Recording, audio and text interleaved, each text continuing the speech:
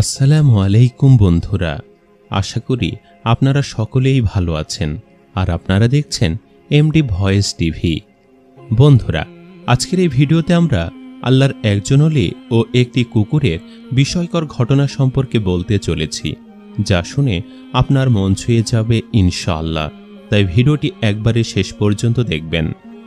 একজন নেককার বান্দা পাহাড়ের গুহায় দিনরাত আল্লাহ তাআলার ইবাদতে মশগুল থাকতেন। আল্লাহ তাআলা তার খাওয়া দাওয়ার ব্যবস্থা একটি গাছের মাধ্যমে করে দিয়েছিলেন। আল্লাহ তাআলা তার ইবাদতে এতটাই খুশি ছিলেন যে তার ইবাদতখানার পাশেই একটি ডালিমের গাছকে জন্মিয়ে দিয়েছিলেন। আল্লাহ তাআলা প্রতিদিন সেই ডালিমের গাছ থেকে তার খাবার দাবার এভাবে ব্যবস্থা করতেন যে সে প্রতিদিন সেই গাছে 3টি করে ডালিম পেত, আর সেই নেক বান্দাটি সেই ডালিমগুলি খেয়ে নিত এবং আল্লাহ তাআলার ইবাদতে মশগুল হয়ে যেত। এভাবেই দিন কাটতে থাকল।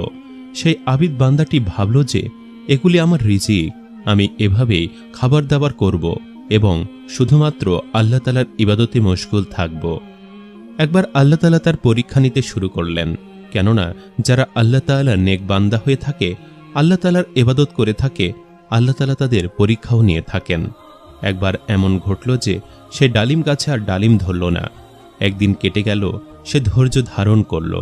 দ্বিতীয় দিনে আল্লাহ সুবহানাহু ওয়া তাআলা ডালিম দিলেন না, সে ধৈর্য ধরল।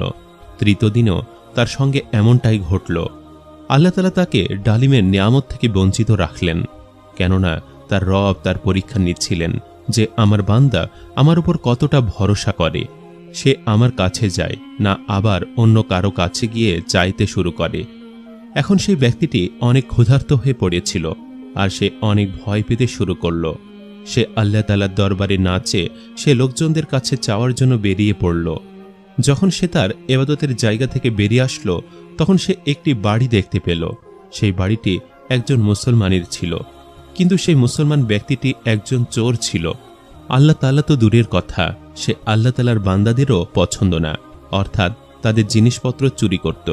সে শুধু নামমাত্র মুসলমান ছিল, তার ভেতরে এমন কোনো আমলই ছিল না যার জন্য তাকে ভালো মুসলমান বলা যেতে পারে।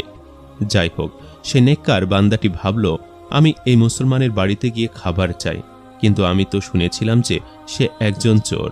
কিন্তু ছাড়ো, চোর হয়েছে তো কি হয়েছে, এই সময় তো আমি অনেক ক্ষুধার্ত, আর এই সময় সে আমাকে সাহায্য করতে পারবেই, কেননা এছাড়া আশেপাশে অন্য কোনো বাড়িও নেই।